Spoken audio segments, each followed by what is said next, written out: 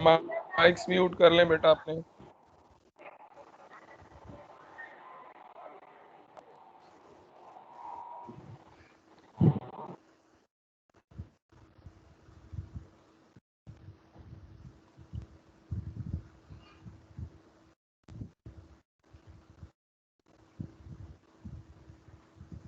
अस्सलाम वालेकुम to all of you, welcome to another lecture on statistics and probability.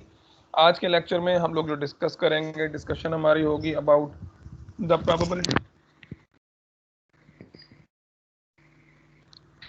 आज की जो हमारी डिस्कशन होगी वो डिस्कशन होगी about the binomial probability distribution. Last lecture में भी हम लोगों ने बायनोमियल प्रोबेबिलिटी डिस्ट्रीब्यूशन को डिस्कस किया है कि बायनोमियल प्रोबेबिलिटी डिस्ट्रीब्यूशन किस तरह से होती है, लेकिन थोड़ा सा इसको रिवाइज करते हैं इस कॉन्सेप्ट को, उसके बाद फिर आज की क्लास में आगे बढ़ते हैं।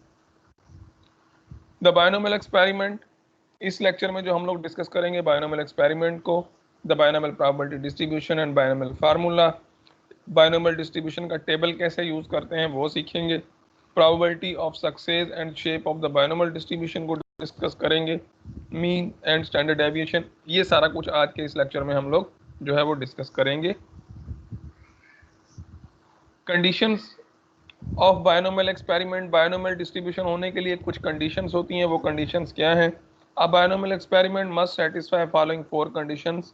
कोई भी एक्सपेरिमेंट जो है वो बायनोमियल एक्सपेंशन तब होगा या बायनोमियल एक्सपेरिमेंट तब होगा जब वो ये 4 जो कंडीशंस हैं इनको सेटिस्फाई करे। Number 1, there are n identical trials, किसी भी इवेंट में एन आइडेंटिकल ट्रायल्स हो, मतलब उन सब की आउटपुट एक जैसी हो। Each trial has 2 possible outcome, her event के 2 पॉसिबल आउटकम्स हों।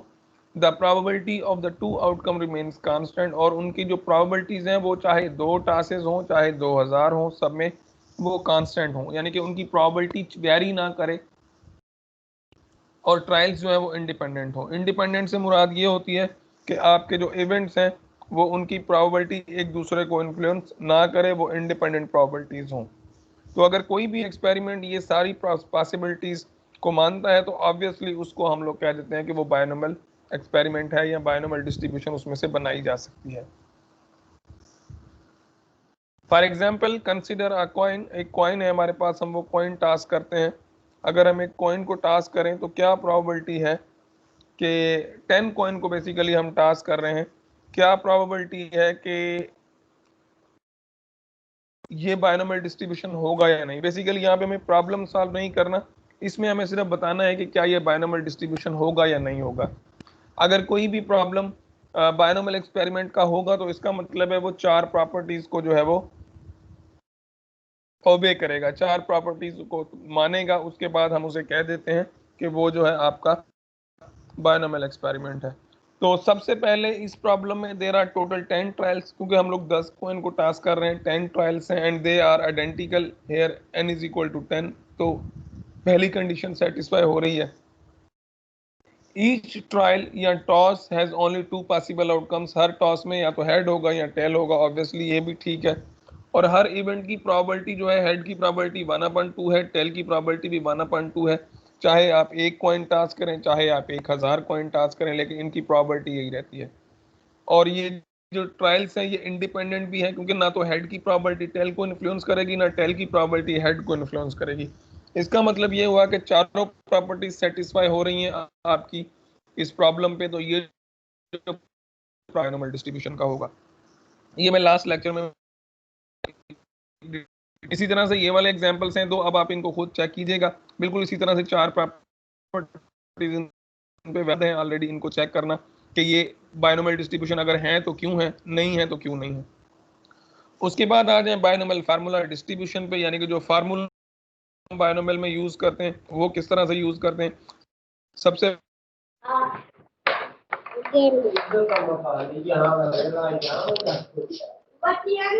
पहले वो आपका रैंडम वेरिएबल है,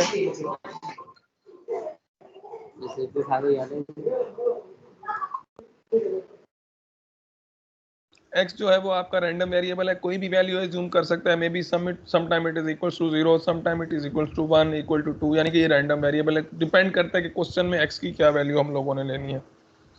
और उसके बाद फार्मूला में आपके पास आ जाता है n combination x permutation and combination.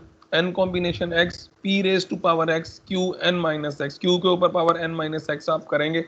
p जो है वो किसी भी इवेंट के होने की प्रॉपर्टी है, q जो है वो किसी भी इवेंट के ना होने की प्रॉपर्टी है। अगर किसी इवेंट के होने की प्रॉपर्टी है यानी कि ऑकरेंस की प्रॉपर्टी हमारे पास है, तो नॉन ऑकरेंस की प्रॉपर्टी 1 में से अगर आप p को माइनस करेंगे यानी कि प्रॉपर्टी को माइनस करेंगे, you will get as equals to q। तो 1 minus p is equal to q, ये आपकी प्रॉपर्टीज आप दोनों यहाँ से फाइंड कर सकते हैं, p और q। n जो है वो टोटल नंबर ऑफ ट्रायल्स हैं, p is the property of success, q जो है ना होने की प्रॉपर्टी या फेलियर कह लें, और x is the number of n trials, n minus x is the number of failures in n trials. तो ये आपका फार्मूला है। इस फार्मूला में सिर्फ हमने डेटा क्वेश्चन में से निकाल के इस फार्मूला में रखना होता है और बाय यूजिंग कैलकुलेटर इसको सिंप्लीफाई करना होता है। For example 5% of all DVD players manufactured by a large electronics company are defective. A quality control inspector randomly select 3 DVDs from the production line. What is the probability that exactly one of these DVD players are defective? देखिए कितना मजेदार और simple question है। 5% जो है वो defective है, इसका मतलब अगर टोटल में से 5% डिफेक्टिव है तो इसका मतलब है 5% डिफेक्टिव है तो 95 क्या होंगे, ठीक होंगे। परसेंट खत्म करेंगे तो 0.5 और 0.95, इसका मतलब है आपको होने की प्रॉपर्टी भी मिल गई, ना होने की प्रॉपर्टी भी मिल गई। समझ लें कि ये जो है ये आपका P है और ये आपका Q मिल गया आपको। और आप कितने चूज कर रहे हैं, एग्जैक्टली 1 चूज कर रहे हैं। कितने यानी कि टोटल ट्रायल्स कितने हैं, यहाँ पे आपको कंट्रोल इंस्पेक्ट्स रैंडमली 3 DVDs यानी कि ट्रायल्स 3 हैं, आप एक चूज कर रहे हैं। सारा डेटा आपको मिल गया है। अब आप सिंपली फार्मूला में यहाँ पे पुट करेंगे। यहाँ पे देखें टोटल नंबर ऑफ ट्रायल्स हमारे पास 3 DVD प्लेयर्स हैं, ये रहे। x यानी कि जो हमें चाहिए कि एक डिफेक्टिव हो, x is equal to 1, n minus x यानी कि आप जो q का पावर होगा वो n माइनस एक्स होता है तो q के ऊपर पावर 2 आ जाएगा। प्रोबेबिलिटी आपको 0.5 मिली है, ना होने की प्रॉपर्टी 0.95 हो जाएगी। सिंपली आप फार्मूला में पुट करें, x की जगह पे 3 रखेंगे, कॉम्बिनेशन n की जगह पे 3 रखेंगे, x की जगह पे 1 रखेंगे। 3 combination 1 is equal to 0.5 raise to power 1, 0.95 raise to power 2, और कैलकुलेटर से इनको सिंप्लीफाई करके जब आप मल्टीप्लाई करेंगे simply you have these results. तो ये बहुत आसान था, सिंपल था। ये लास्ट लेक्चर हम लोग डिस्कस कर चुके हैं, मैं जस्ट थोड़ा सा रिपीट कर रहा हूँ क्योंकि स्टूडेंट कह रहे थे कि सर वो उन्होंने क्लास शायद ली नहीं है, लेकिन फिर भी मैंने उनके लिए थोड़ा सा सेक्शन रिपीट कर दिया। इसी तरह से ये वाला क्वेश्चन है, ये वाला क्वेश्चन अब हम करेंगे, इसको अच्छे डिटेल के साथ डिस्कस। कहता है at the express house delivery service providing high quality service to customers is the top priority of the management. The company guarantees a refund of all charges if package is delivering does not arrive at its destination by specified time. कोई company है जो delivery item को delivery करती है, like जिस तरह से हमारे पास PCS है, OCS है, इस तरह की कोई कंपनी है। It is known from the past data that despite of all efforts, 2% of the package mailed through this company do not arrive at their destination. यानी रहे हैं उनमें से 2% पैकेज जो है वो डेस्टिनेशन पे अराइव नहीं होते। इसका मतलब है 0.2 प्रोबेबिलिटी आ गई आपकी फेलियर की, और 98 पॉइंट यानी कि 0.98 यानी कि 1 में से आप 0.2 माइनस करेंगे तो ये 0.98 जो है वो सक्सेस की प्रोबेबिलिटी होगी। पी भी आपने फाइंड कर लिया, क्यू भी आपने फाइंड कर लिया। Not arrive at the destination within the specified time. Suppose a corporation mails 10 packages, 10 package वो टोटल मेल कर रहे हैं, यानी कि आपके पास जो इवेंट्स हैं, ट्रायल्स हैं, वो कितने हैं, 10 है through the express house service on a certain day. 10 package उन्होंने मेल किए। अब आगे क्वेश्चन क्या है वो देखते हैं। पहले पार्ट में हमने फाइंड करना है, find the probability that exactly one of these packages will not arrive at the destination within the specified time, और बी में दैट इट मोस्ट वन का मतलब होता है मैक्सिमम 1, मिनिमम कितने होंगे, या तो 0 होगा या 1 होगा। तो अब इनको सिंपली कर लेते हैं। प्रॉब्लम में P आपको 2% यानी कि 0.2, और Q नहीं मिला हुआ, हम फाइंड कर लेंगे, 1 माइनस P करेंगे तो आपको Q मिल जाएगा। फार्मूला को कॉल कर लेते हैं, फार्मूला में पुट करें x is equal to 1। A part में हमने 1 की बतानी है, x is equal to 1, n की जगह 10 रखा, n x की जगह 1 रखा, 0.2 के ऊपर पावर 1, 0.9 के ऊपर पावर 9, क्योंकि यहाँ पे n माइनस एक्स होता है q के ऊपर, तो n माइनस एक्स आपका आ रहा है 9 के बराबर, पावर 9 रखेंगे। और इसको आप इस तरह से, अगर कैलकुलेटर आपके पास नहीं है फॉर सपोज, तो आप मैन्युअली भी सॉल्व कर सकते हैं। 10 combination 1 is equal to 10 factorial, 1 factorial 10 minus 1 factorial. ये लास्ट चैप्टर के लास्ट में पूरा एक सेक्शन ऐड किया हुआ है जिसमें आप परमुटेशन और कॉम्बिनेशन को अच्छे से सीख सकते हैं। अगर आप प्रैक्टिस करें, वहां से बहुत से सिंपल सिंपल से क्वेश्चन आप लोगों के लिए रखे थे वहां पे, अगर आप लोग वो कर लेंगे तो ये चीजें आपको बिल्कुल आसानी से जो है वो कवर हो जाएंगी। ये परमुटेशन एंड कॉम्बिनेशन आप किस तरह से सॉल्व करेंगे। और अगर नहीं तो आप सिंपली कैलकुलेटर की हेल्प से ये चीजें कर सकते हैं। Just you have to put some data in the calculator and press enter and you have this is as a result. तो ये इस प्रॉब्लम का ये रिजल्ट आ गया। ए पार्ट का बी पार्ट में हमें इट मोस्ट 1 करना था। इट मोस्ट में आपको पहले ही बता चुका हूँ कि इट मोस्ट का मतलब होता है मैक्सिमम 1, मिनिमम कितने होंगे 0 होंगे, और एट लीस्ट का मतलब है कम से कम ये ज्यादा कितने भी हो सकते हैं। तो एट मोस्ट 1 इसका मतलब है यहाँ पे प्रॉब्लम दो पार्ट्स में डिवाइड हो जाएगा। नंबर 1 पहले हम 0 के लिए करेंगे, फिर 1 के लिए प्रोबेबिलिटी फाइंड करेंगे, दोनों को ऐड कर देंगे। 10 कॉम्बिनेशन 0, 0.2 रेज टू पावर 0 और 0.98 पावर 10 रखेंगे, प्लस क्योंकि यहाँ पे हमें एट मोस्ट 1 करना है। एट मोस्ट का मतलब 1 का मतलब है 1 उससे छोटे हो सकते हैं, उससे ज्यादा नहीं, तो उससे छोटा एक ही एलिमेंट है जो 0 है। अगर यहाँ पे एट मोस्ट 2 कहता तो फिर हम क्या करते, 0, 1, 2 को ऐड करते। तो ये प्रॉबबिलिटी भी आप आसानी से जो है बाय यूजिंग कैलकुलेटर सिंप्लीफाई कर सकते हैं, और ये रिजल्ट्स आपके सामने हैं। अब एक और है, रिसर्च सेंटर है, नेशनल वाइड टेलीफोन सर्वे है conducted on April। 74% of college graduates said that college provide them intellectual growth. Assume that this result is true for the current population of the college graduate. Let X denote the number in a random sample of 3 college graduate who hold this opinion. Write the probability distribution of X and draw a bar graph for this probability distribution. अब यहाँ पे आपको दो तीन चीजें मिली हुई हैं। एक तो आपको n जो है वो 3 स्टूडेंट्स का मिला हुआ है, ऑब्वियसली प्रोबेबिलिटी जो मिली हुई है वो 74 है, यानी कि परसेंट, यानी कि 0.74। और Q की प्रोबेबिलिटी आप फाइंड कर सकते हैं 0.26। और यहाँ पे आपको वैल्यू इस प्रॉब्लम को अगर आप देखेंगे तो यहाँ में आपके पास जो है वो पूछा नहीं गया कि 0 की प्रोबेबिलिटी फाइंड करें या 1। यहाँ पे लिखा है सिर्फ right the probability distribution of x। ये क्वेश्चन थोड़ा सा ट्रिकी है।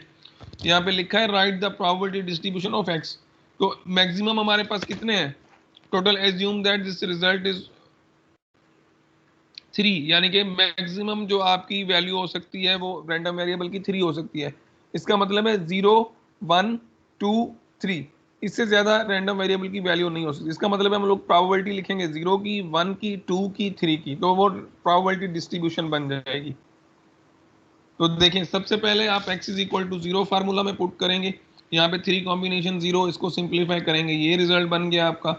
1 पुट करेंगे फार्मूला में, 3 कॉम्बिनेशन 1, 0.74 पावर 1, तो ये रिजल्ट आपको मिल जाएंगे। 2 पुट करेंगे, 2 को सिंप्लीफाई करेंगे तो आपको ये वाले रिजल्ट मिल जाएंगे यहाँ पे। 3 जब आप पुट करेंगे, 3 कॉम्बिनेशन 3 1 के बराबर होता है, ये देखें 3 कॉम्बिनेशन 3 1 के बराबर, 0.7 raise to power 3, 74 raise to power 3 calculator से सॉल्व करेंगे, 0.26, ये भी 1 के बराबर होता है, तो सिंपली आपका ये रिजल्ट आ जाएगा। तो ये आपकी प्रोबेबिलिटी डिस्ट्रीब्यूशन बन गई। इसको हम टेबल फॉर्म में रख देंगे। आपको पता है कि प्रोबेबिलिटी डिस्ट्रीब्यूशन बनाना मतलब अरेंजमेंट ऑफ ऑल प्रोबेबिलिटीज। ये जो टेबल आपके सामने शो हो रहा है, ये आपका प्रोबेबिलिटी डिस्ट्रीब्यूशन आप लोगों ने बना ली। अब हमने इसमें से बार ग्राफ बनाना है। बार ग्राफ कैसे बनाएंगे, एक्स पे आप सारी प्रोबेबिलिटीज लिख लें, जो भी आपकी प्रोबेबिलिटीज हैं वो आप एक्स एक्सिस पे लिख लें। Sorry, not probabilities but random variable on x axis पे, और वाई एक्सिस पे आपकी सारी प्रोबेबिलिटीज आ जाएंगी, जो जो प्रोबेबिलिटीज हैं। जीरो प्रोबेबिलिटी आप देखें यहाँ पे कितनी है, 0.176, तो आप यहाँ पे 0.176 रख लें। 1 की प्रोबेबिलिटी को y पे मार्क कर दें। ये चीज़ हम स्टैटिस्टिक्स में बनाना सीख चुके हैं डिटेल के साथ। ये आपका बार चार्ट भी बन गया।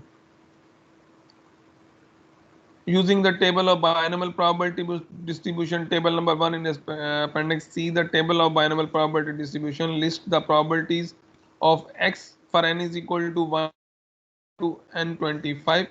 List the probabilities of x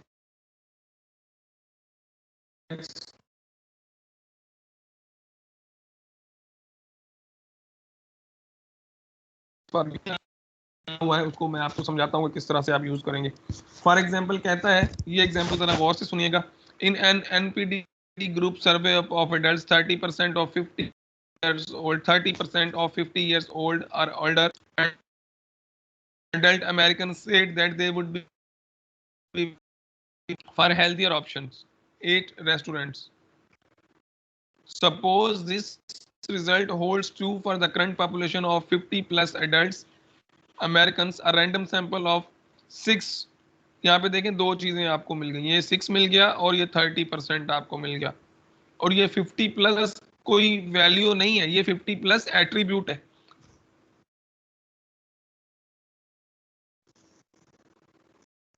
ये एट्रीब्यूट है, मतलब ये 50 प्लस हम कहते हैं ना, ये 50 साल बंदा है, बेसिकली ये एट्रीब्यूट है। मतलब क्वालिटी क्वांटिटेटिव डेटा नहीं है, 50 प्लस क्वालिटी है, 50 प्लस यानी कि उनकी एज है,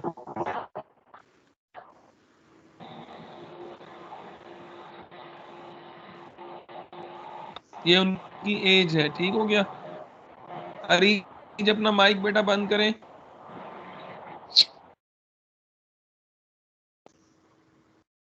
तो 30% आपके पास ये डेटा आ गया, और इसमें 6 है, ये 50 प्लस जो है ये एट्रीब्यूट है, मतलब क्वांटिटी नहीं है, ये क्वालिटी है। ये हम डेटा में हमारे प्रॉब्लम में नहीं है, ये 50 ईयर ओल्ड ये क्वालिटी है। यहाँ पे बहुत से स्टूडेंट जो है वो कंफ्यूज हो जाते हैं प्रॉब्लम करने में, तो ये क्वालिटी है सिर्फ। तो यहाँ पे क्या है, 6 मिला है। Adult American is selected using table number 1, answer the following. Table भी आपको यहाँ पे गिवन है, टेबल आपको मिला हुआ है, उस टेबल को यूज करके आपने क्वेश्चंस के आंसर करने हैं। Find the probability that exactly 3 person in this sample hold the said opinion. एक। B. Find the probability that the most two persons in the sample hold the said opinion. Most two. It most two. It most two का मतलब है 2 1 0, तीनों को add करेंगे। C part. Find the probability that at least 3 person in this sample hold the said opinion. At least 3, कम अज कम 3, ज्यादा से ज्यादा कितने होंगे? टोटल रैंडम वेरिएबल की वैल्यू हमारे पास जो है वो 6 तक है, इसका मतलब है 3 4 5 6 को ऐड कर देंगे। डी पर में हमें मिल जाता है, find the probability that one of the 3 persons in the sample hold the said opinion. 1 to 3 मतलब प्रोबेबिलिटी फ्रॉम 1 to 3 ऐड करेंगे। और ई में let x be the number of person in sample space who hold the said opinion, right the probability distribution of x and draw a bar graph for this probability distribution. इसके लिए हम लोगों को distribution भी बनानी है और bar graph बनाना है। तो चलें, ये बेसिकली आपको टेबल मिला हुआ है। और फॉर एग्जांपल देखें, यहाँ पे आपको क्वेश्चन में जो है वो कितनी प्रोबेबिलिटी मिली हुई है, ये मैं यहाँ पे हाईलाइट किया है, 0.30, 30%। और फॉर एग्जांपल जो मैं आपको एग्जाम में क्वेश्चन दे दूं, मैं आपको कहूं जो एडल्ट की प्रोबेबिलिटी है वो 20% है फॉर सपोज, यानी कि ये आपको अंदाजा बता रहा हूँ कि किस तरह से प्रॉब्लम मॉडिफाई होगा। 20%, तो फिर आपने देखना है टेबल में आपको बहुत सारी प्रॉबर्टीज मिली हैं। ये 0.5 की प्रॉबर्टी सारी की सारी कैलकुलेशंस ऑटोमेटिकली गिवन है, रैंडम वेरिएबल के खुद से कैलकुलेटेड है। 10 से भी आपको मिली हुई है, तो 20 की भी मिली हुई है। लेकिन यहाँ पे इस प्रॉब्लम में हमें कौन सा कॉलम चेक करना है? 0.30% वाला, क्योंकि यहाँ पे जो प्रॉब्लम में प्रॉबिलिटी मिली है वो 30% की मिली है।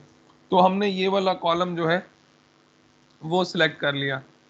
ठीक है, ये वाली प्रॉपर्टीज।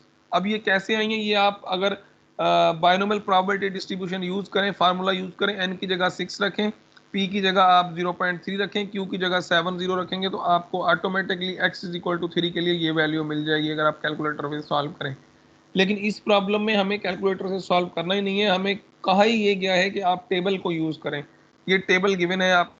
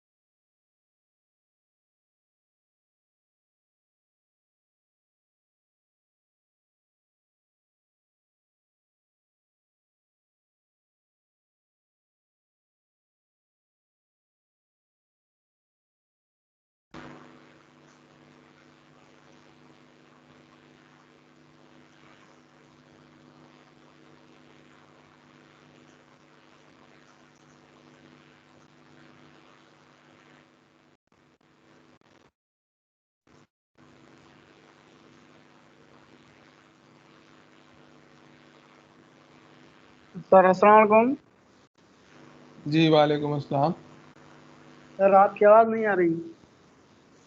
वो नेटवर्क इशू हो गया होगा, अब आ रही है? जी जी सर आप सही है। तस्वीर आ रही है? जी सर आप सही आ रही है, ठीक तस्वीर है, भी आ रही है। ओके। Thank you. तो ये आपकी जो डिस्ट्रीब्यूशन है, यानी कि ये वाले टेबल में से हम लोगों ने सिंपली ये वाला जो कॉलम है रैंडम वेरिएबल का, इसको निकाला है क्योंकि हमने डिस्ट्रीब्यूशन बनानी है। ये वाला कॉलम और ये प्रोबेबिलिटीज हम लोगों ने निकाल के यहाँ पे रखी हैं, ये हमारी डिस्ट्रीब्यूशन बन गई। ये ऑलरेडी हमें सब कुछ गिवन था, हम लोगों ने सिर्फ इस प्रॉब्लम को सॉर्ट आउट करना था, सॉल्यूशन कुछ भी नहीं था इसमें। अब यहाँ से क्वेश्चन स्टार्ट होते हैं। What is the probability that x is equal to 3? तो x इज इक्वल टू 3 की प्रोबेबिलिटी आपको यहाँ से मिल जाती है टेबल में से। एट मोस्ट 2 की प्रॉपर्टी, दोनों प्रॉपर्टीज को यानी कि x इज इक्वल टू 0 और 2 की प्रॉपर्टी को आप ऐड कर देंगे, you will gate S at most 2 की प्रॉपर्टी। एटलीस्ट 3 की प्रॉपर्टी का मतलब है कम से कम 3, और उससे ज्यादा क्या होंगे, 3 4 5 6 सबकी प्रॉपर्टीज को आप ऐड कर देंगे। तो ये हमने सबकी प्रॉपर्टीज को यहाँ पे ऐड कर दिया, सोल्यूशन आपके सामने हुआ है। और 1 to 3 यानी कि प्रॉपर्टी ऑफ 1 + 2 + 3 सबको आप ऐड करेंगे, तो ये आपकी तीनों प्रॉपर्टीज जो है वो आपको मिल जाएंगी। तो ये था ये क्वेश्चन सिंपल सा, और इसका बार ग्राफ अगर आप बनाएंगे तो ऑब्वियसली आपको प्रोबेबिलिटीज मिली हुई हैं। आपने एक्स पे जो हॉरिजॉन्टल एक्सिस पे आपने रैंडम वेरिएबल रखना है, बाएं पे अपनी प्रोबेबिलिटीज रखने के बाद आप इसको सिंपलीफाई करके लिख सकते हैं।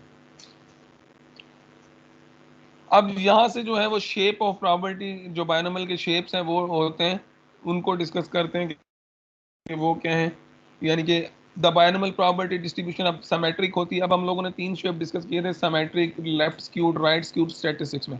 लेकिन प्रोबेबिलिटी में भी वो शेप होते हैं और बहुत ज़्यादा काम आ जाते हैं। कभी कभी हम उन शेप्स को देख के प्रोबेबिलिटी फाइंड करते हैं।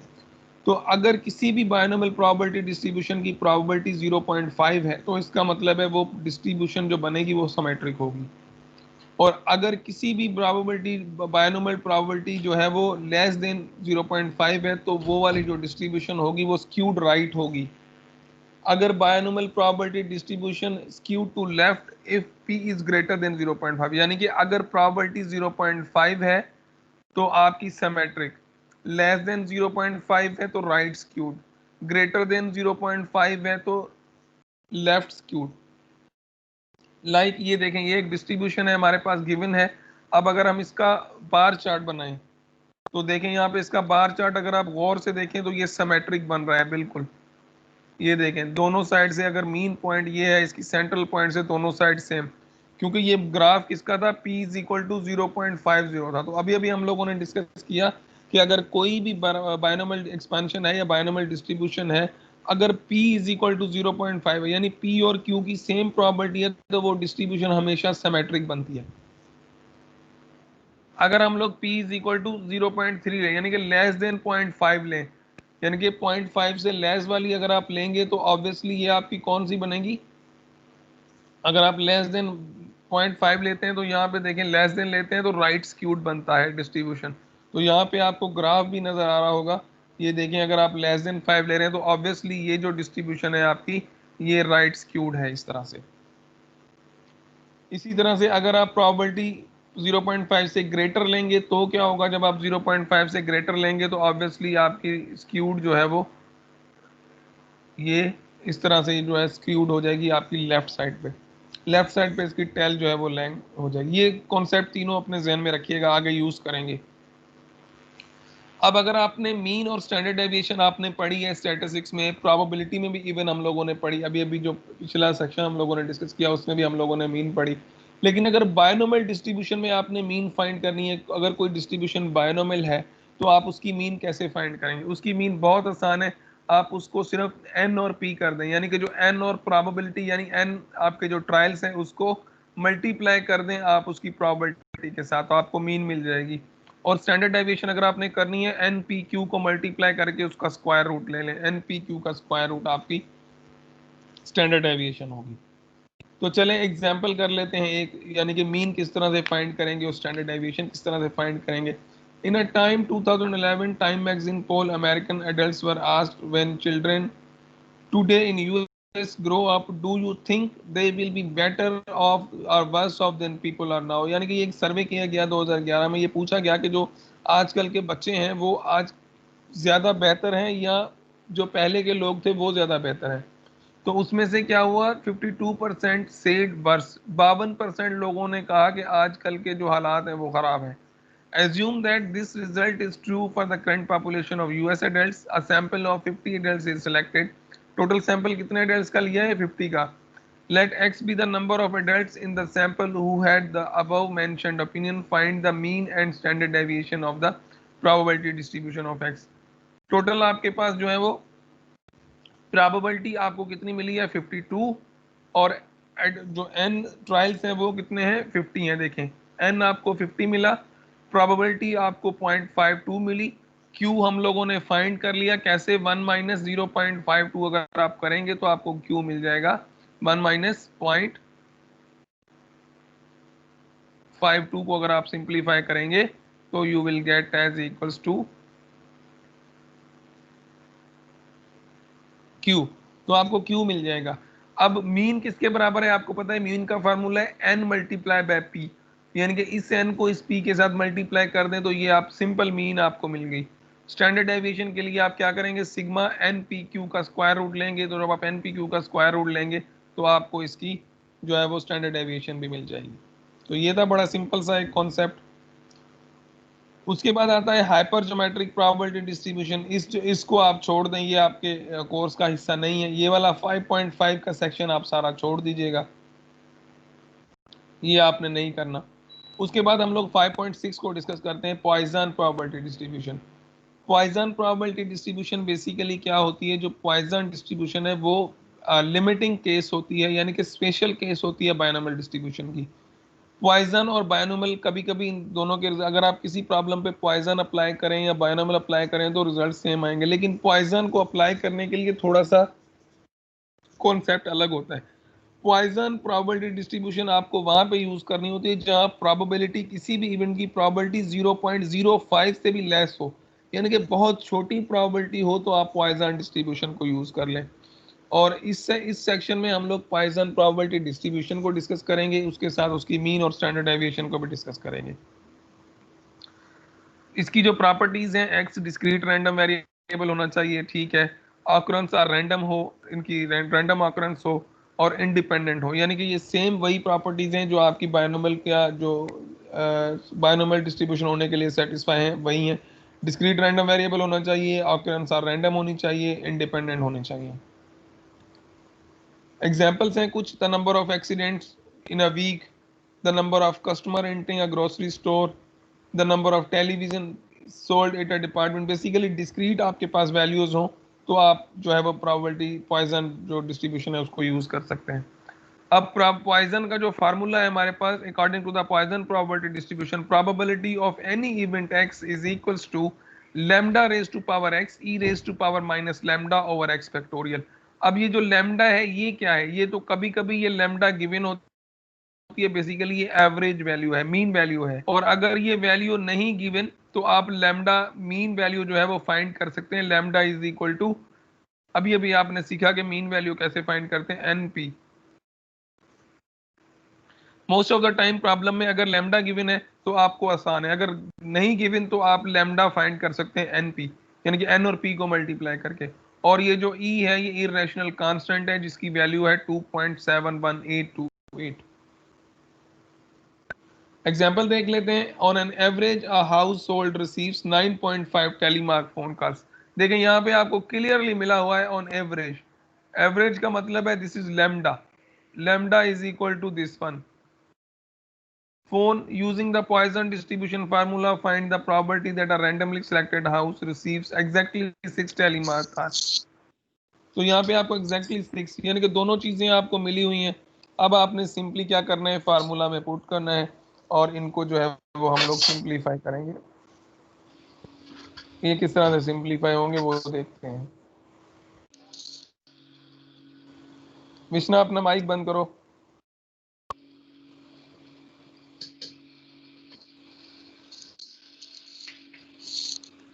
विष्णा माइक बंद।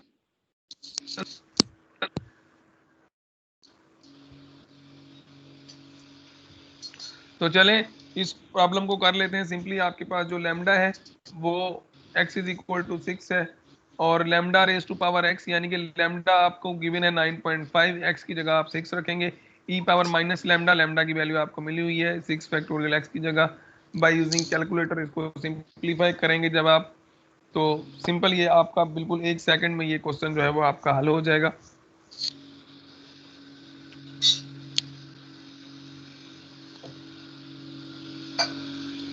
तो आप इसको सिंपलीफाई कर सकते हैं बड़ी आसानी के साथ, इसमें कोई इतना इशू नहीं था।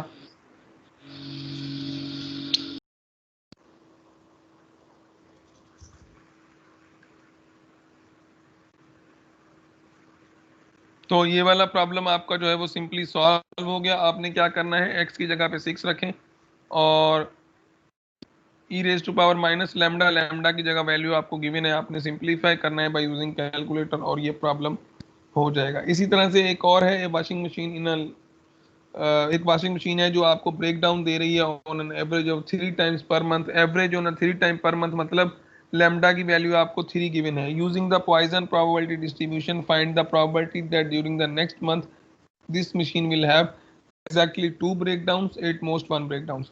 तो एग्जैक्टली 2 के लिए आप क्या करेंगे, आप सिंपली जो लैम्डा की वैल्यूज हैं वो मॉडिफाई करते जाएंगे। यहाँ पे x की जगह आप 2 रखेंगे, लैम्डा आपको ऑलरेडी गिवन है 3, 3 रेज टू पावर 2 और e raise to power minus lambda. अगर आप तो कैलकुलेटर सिंपलीफाई करेंगे तो आपको ये रिजल्ट्स मिलेंगे।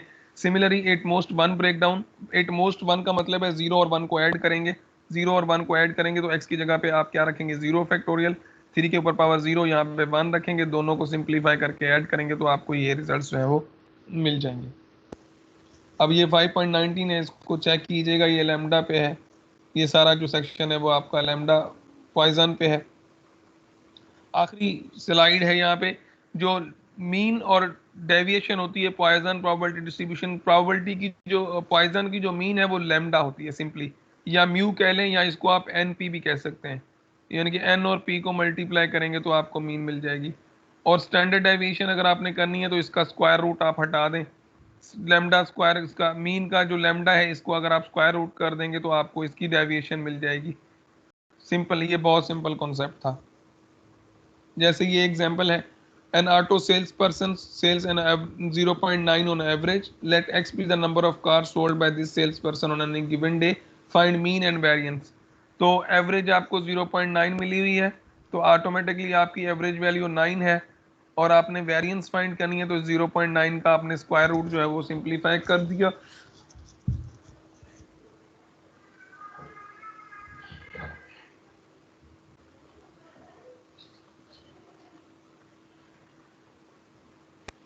तो आपने इसका सिंपली स्क्वायर रूट हटा लेना है।